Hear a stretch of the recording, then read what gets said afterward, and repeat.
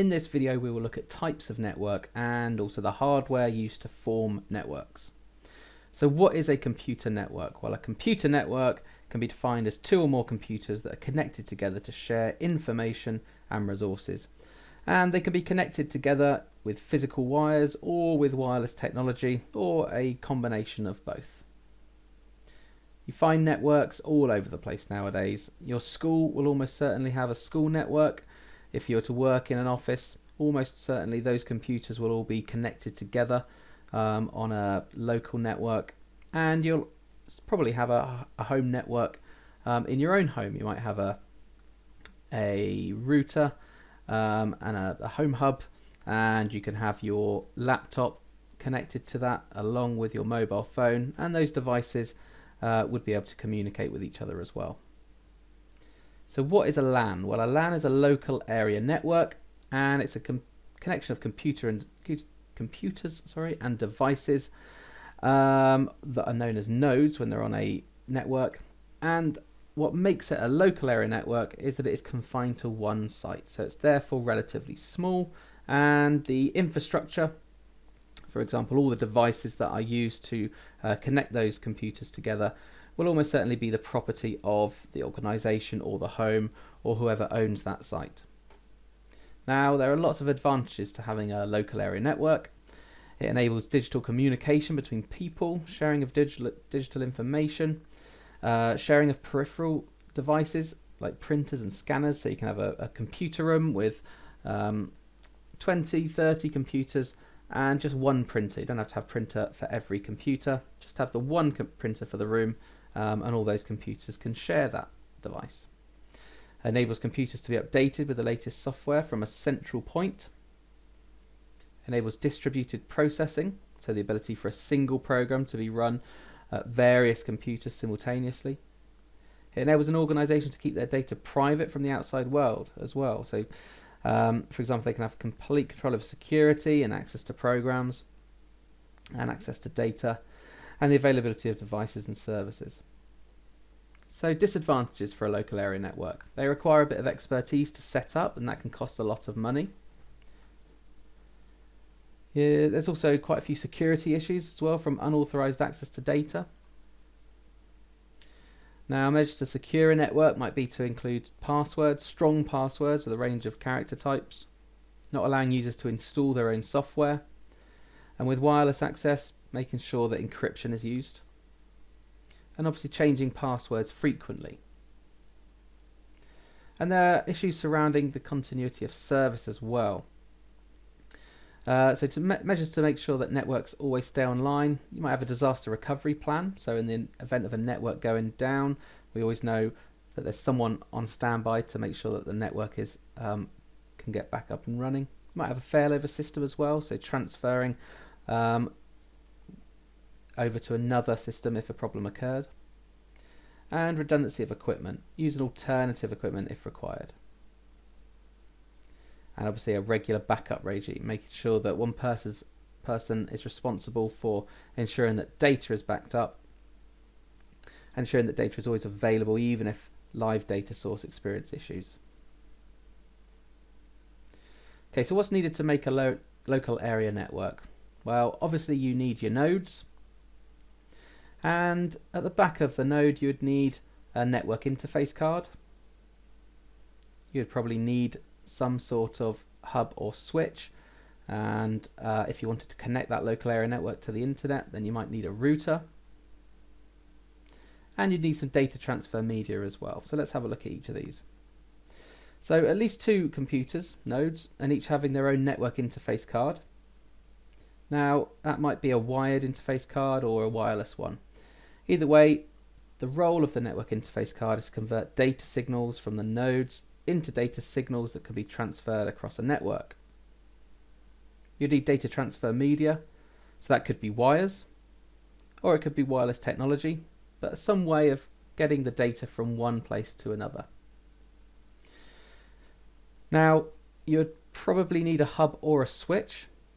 Now, these are devices that connect all the nodes together. So they make all connected nodes act as a single segment. That's what would happen in a hub. It's not an intelligent device. A hub might connect nodes together, but it's not that intelligent. Data packets are transmitted across the whole of the network. So if computer A wanted to send some data to computer Z with a hub, that data will be sent out across the whole of the network, and only computer Z would actually be expecting it, and therefore would be able to do stuff with it. So it's cheap. You can get USB hubs, useful in home computer installations. Or you could have a switch. Again, connects nodes together, but this is much more of an intelligent device. It can create and connect different segments of the network. Again, to be hopefully not oversimplifying, but if computer A wanted to send data to computer Z, then that data can be directed to the right place with a switch. It's an intelligent device in that sense. And that reduces network traffic because data packets are sent to the nodes or segments where they're needed rather than being broadcast to the whole network. Now, if a LAN is to be connected to the internet, it will need a router. And they just manage data packets, enabling them to be sent between networks, for example, over the internet. They route data packets based on their address information. Now, if you wish to be able to connect your network, or indeed the internet wirelessly, the network will need a wireless access point. Now, wireless technology has lots of advantages over wired networks. You don't need to do any building work for cabling. You can easily add a new node. General public can access the network. But there might be some disadvantages as well, some drawbacks. There can be performance issues. So you might have some item in a building which is causing interference. And there might be security issues too, because many devices can obviously connect just to one central point. To overcome some of these issues, wireless access points will encrypt data so that when data is transported from one device to another, if it is intercepted from an unauthorized point, then it won't be able to be read. And again, a key or a passcode will often be needed to connect and receive and decrypt the data. There are lots of different encryption methods. There's WEP, WPA, WPA2, and they're all used by wireless access points.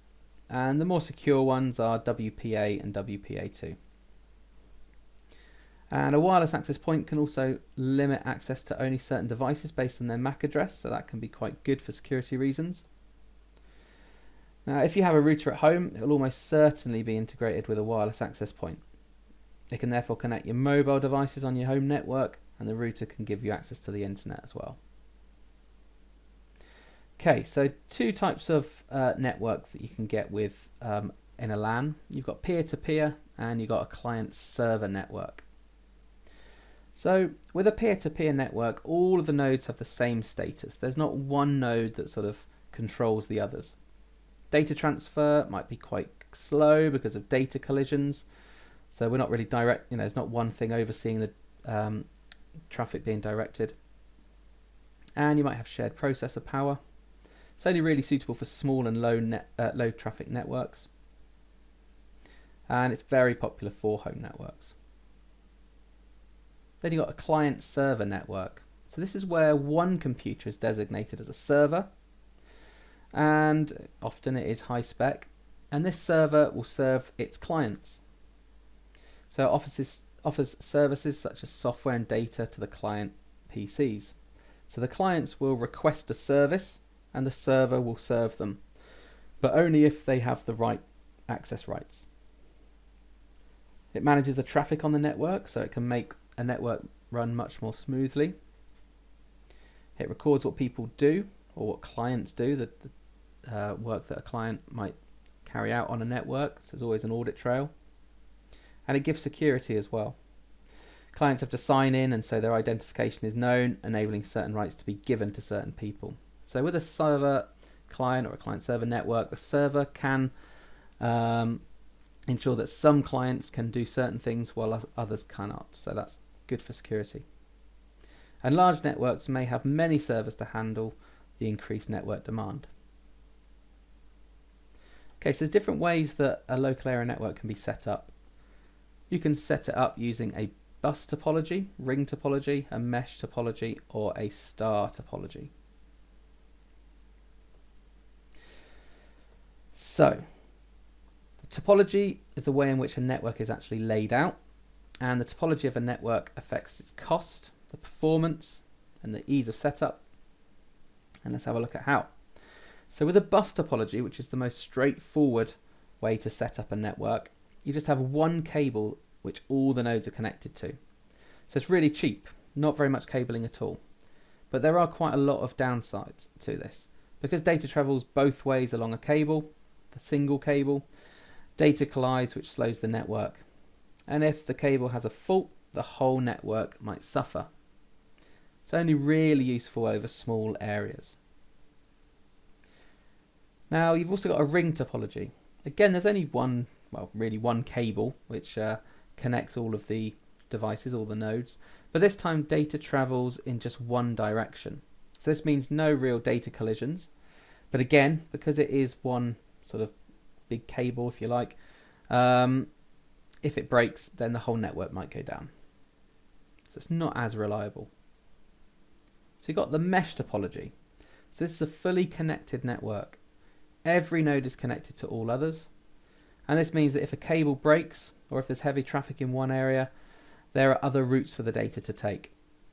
But it can be really expensive due to the cabling that's required. Lots and lots of cable, so that's quite a lot of expense.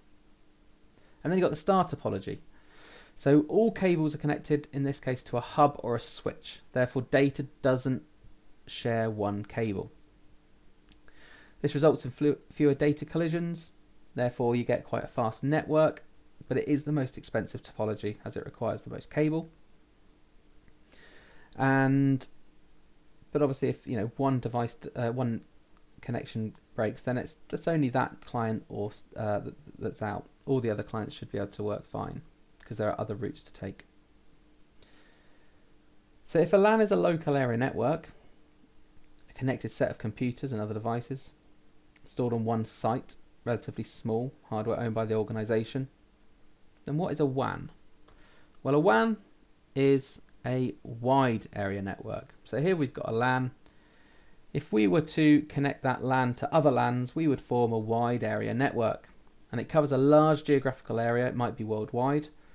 And the devices might not just be provided by or owned by the company, it might also be provided by external third-party companies like telecommunication companies that have phone lines and satellites that people can rent out. So the biggest wide area network on the planet is, of course, the internet. A ginormous collection of connected computers. It's a massive network of networks. And it's really important to recognize that the World Wide Web and the internet are not the same thing. The World Wide Web are all the websites that sit on top of the internet, but there are other things that the internet can offer. It's not just the World Wide Web, that's just one service. Email is another feature of the internet. So the internet itself is actually the hardware. It's the network of networks which span the globe. So think of it as the hardware which link the digital world together. So the internet is the hardware. It's all those computers connected together. It's a network of networks. And the World Wide Web is just one thing that sits on top of the internet. One sort of feature of the internet, if you like. So do not get those muddled up.